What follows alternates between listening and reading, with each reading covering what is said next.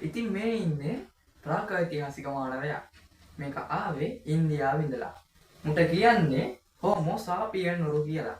ඉතින් මෙයාලගේ ඉඳලා අද වෙනකම් යුගයන් කිහිපයක් ඔස්සේ මානවයාගේ තාක්ෂණය අභිචාර විදි ආහාර රටාව පිළිබඳව තමයි මෙන්න මේ පාඩමෙන් කතා කරන්න තියෙන්නේ. ඒ කියන්නේ 10 වසර දෙවනි පාඩම. වැඩි කතාවක් ඕනේ නැහැ. අපි යමු වීඩියෝ එකට.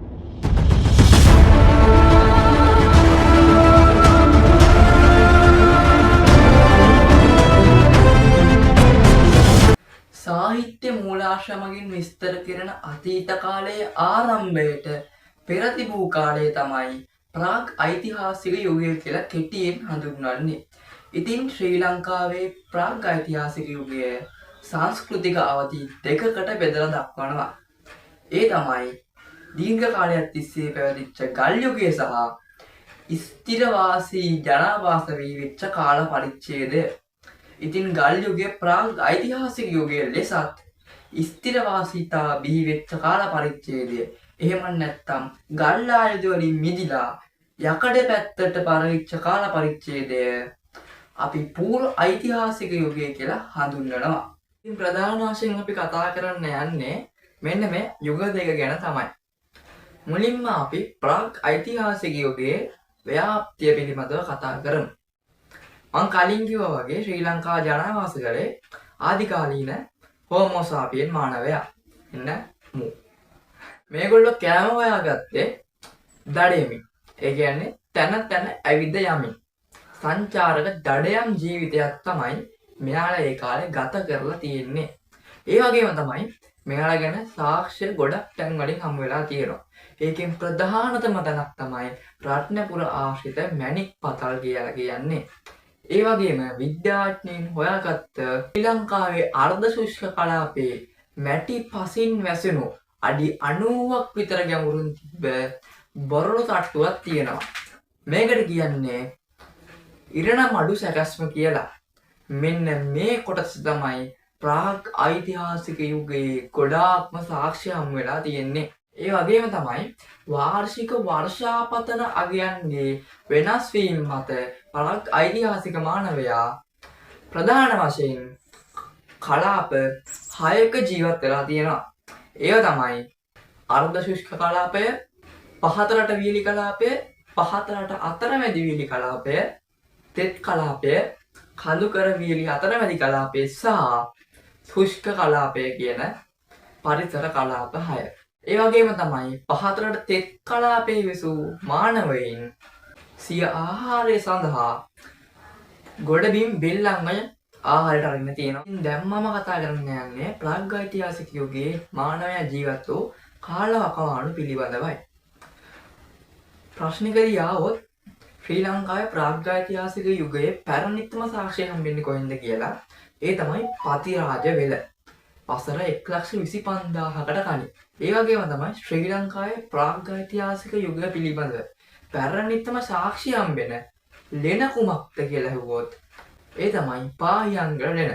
මීට අවුරුදු 38,000කට කලින් තමයි ඒ ලෙනේ සාක්ෂි හොයාගෙන තියෙන්නේ. ඒක තමයි පාහියන්ගල ලෙන වසර 38,000ක් පරණයි. කුරුමිට බටුගම ලෙන වසර 28,000ක් පරණයි. ඊට පස්සේ කිතුල්ගල බිලි ලෙන වසර 15,000ක් සහ පෙරළැම්බදි පැලස්ස වසර 12,000ක් කියලා අපිට කාල නිර්ණය කරන්න පුළුවන්. මේ තියෙන්නේ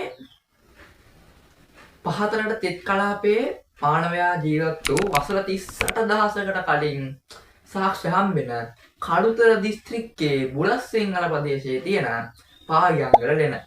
ඔයාලා දන්නවද ප්‍රාග් ඓතිහාසික යුගය කොටස් 3කට බෙදලා තියෙනවා. ඒ තමයි පුරා ශිලා යුගය, මධ්‍ය ශිලා යුගය, අන්තිමට නව ශිලා යුගය. ඉතින් මේ ගොඩක් සෙල්ලම් දාලා තියෙන්නේ මධ්‍ය ශිලා යුගයේ. ඒ කියන්නේ ගොඩක් ගල් ආයුධ ඉපදලා තියෙන්නේ මධ්‍ය ශිලා යුගයේ. එහෙම නිපදවපු ගල් ආයුධයක් තමයි මෙන්න මේ තියෙන්නේ.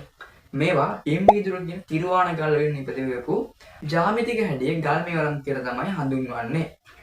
අපි ප්‍රාග් ඓතිහාසික මානවයන්ගේ ජනාවාසවල මූලික ලක්ෂණ පොඩ්ඩක් කතා කරමු. මෙයාලා වැඩිපුරම ජීවත් වෙලා තියෙන්නේ ලේසියෙන් කෑම හොයාගන්න පුළුවන් තැන්වල. ඒ කියන්නේ ඔය විල්ලු, වැසි වනාන්තර, ඊට පස්සේ කලපු වගේ තැන්වල. එහෙම මෙයාලා ජීවත් වෙච්ච ස්ථාන අපිට මූලික වශයෙන් 5 ආකාරයකට බෙදලා දක්වන්න පුළුවන්.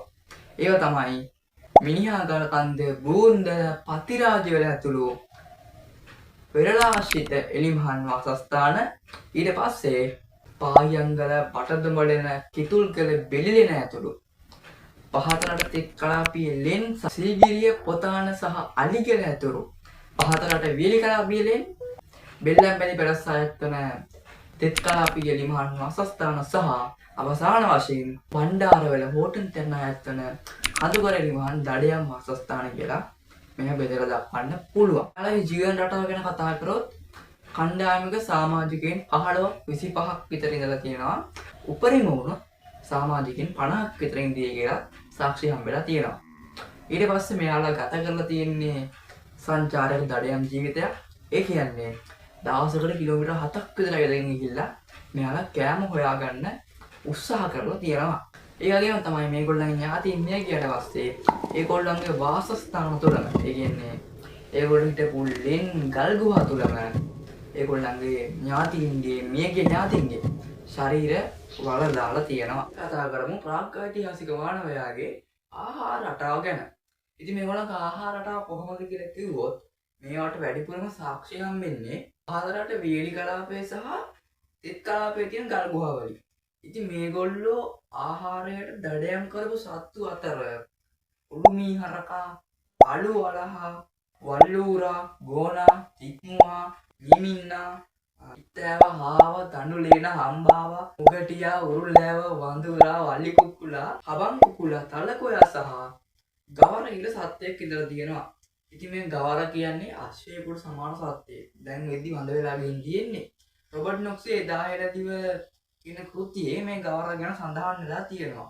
ඒ වගේම තමයි පහතරට තෙත් කලාපයේ ස්වභාවික දියපඩිති වල ඉන්න තිත්තයන් අල්ලගෙන මේගොල්ලන්ගේ මාංශ ජනක ආහාර වේල සපුරගෙන තියෙනවා.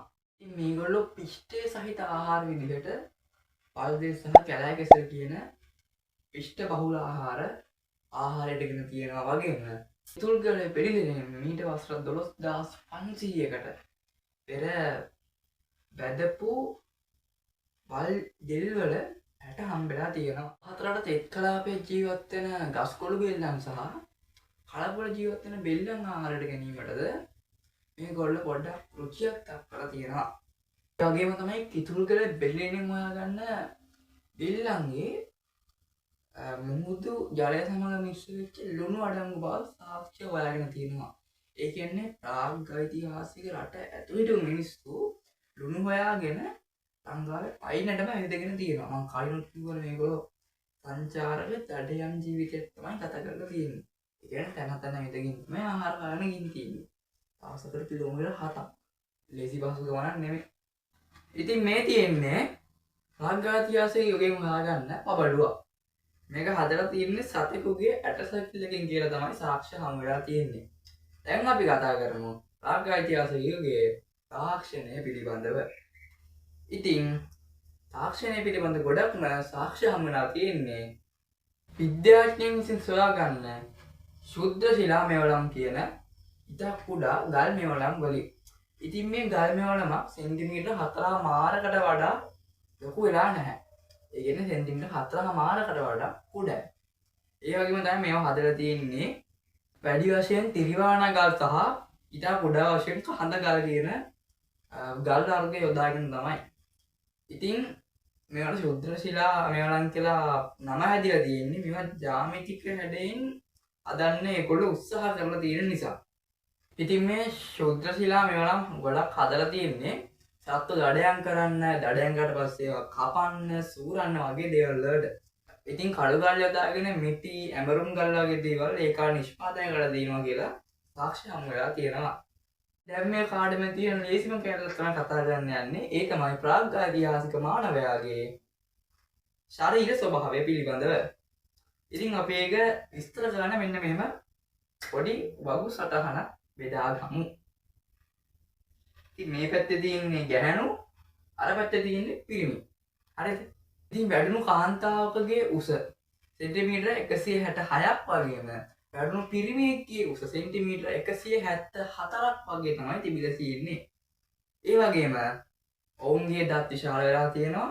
ඒ වගේම ගඳ සුවඳ හොඳට ආග්‍රහණය කරගන්න පුළුල් නාසයක් වගේම පුළුල් නිකටකුත් තිබිලා තියෙනවා. ඊට පස්සේ අපි මේගොල්ලන්ගේ මොළයේ ප්‍රමාණය ගැන කතා කරොත් ගැහැණියකට ඝන සෙන්ටිමීටර් 920ක පරිමාණයේ මොළයක් සහ පිරිමියෙකුට ඝන සෙන්ටිමීටර් 1600ක ප්‍රමාණයක මොළයක් තිබිලා තියෙනවා කියලා සාක්ෂි හමු වෙලා තියෙනවා. විද්‍යාඥයන්ගේ අනුමානය අනුව ප්‍රාග් ඓතිහාසික මානවයාගේ ආයු කාලය වසර 35ක් 40ක් අතර සීමා වෙලා තියෙනවා. දැන් අපි කතා කරමු පූර්ව ඓතිහාසිකයෙකුට කලින් මේ පාඩම ඉගෙන ගන්න තියෙන ප්‍රාග් ඓතිහාසිකයෙකුගේ අවසාන කොටස වන අභිචාර විධි පිළිබඳව. ඉතින් මේගොල්ලන්ගේ අභිචාර විධි පිළිබඳව ප්‍රධාන සාක්ෂියක් හමු වෙලා තියෙනවා බදුල්ලට නුදුරු රාවණා ඇල්ල ප්‍රදේශයෙන්. ඉතින් මේක හොයාගෙන තියෙන්නේ දෙකට බෙදෙනසේ සිදුරු විදින ලද හිස් කබල. ඉතින් මේ වගේම විද්‍යාඥයෝ කියන විදිහට ඒ හිස් කබලේ රළුවට තිබ්බ නිරීම් සහ සීරීම් වලින් මේක ගලක උලා මට්ටම් කරලා කියලා හොයාගෙන තියෙනවා වගේම මේකේ අතුපහට ගුරුගල් ආලේප කරලා තියෙනවා කියලා සැක ගන්න ලැබිලා තියෙනවා. ඒ වගේම තමයි අතුපහට ගුරුගල් ආලේප කරන ලද මිනිස් 60 කිහිපයක් පාහියන්ගල ලෙනුත් හොයාගෙන තියෙනවා. මේ සාක්ෂි වලින් හොයාගෙන තියෙන විදිහට ඒගොල්ලෝ ඥාතිය මිය ගියට පස්සේ ඒ දේහය මම කලින් කිව්වනේ ඒගොල්ලන්ගේ ආවාසස්ථානයේ මේක බලනවා කියලා. ඊට පස්සේ ඇටසකිලි දි รา පත් වුණාට පස්සේ ඇටසකිලි ආයි එළියට අරගෙන තවත් තැනක වල දාලා දිනවා කියලා තමයි සාක්ෂි හම්බෙලා තියෙන්නේ. ඒ වගේම තමයි කුරුවිට බටදුමලින් හොයාගත්ත මිනිස් ඇටසකිලි වටකුරු කරලා නමලා තමයි වල දාලා දෙන්නේ. ඉතින් ඒ වගේ මේ තියෙන්නේ වසර 3350කට කලින් හොයාගත්තු සොහොන් බිමක නටබුන් කිහිපයක්.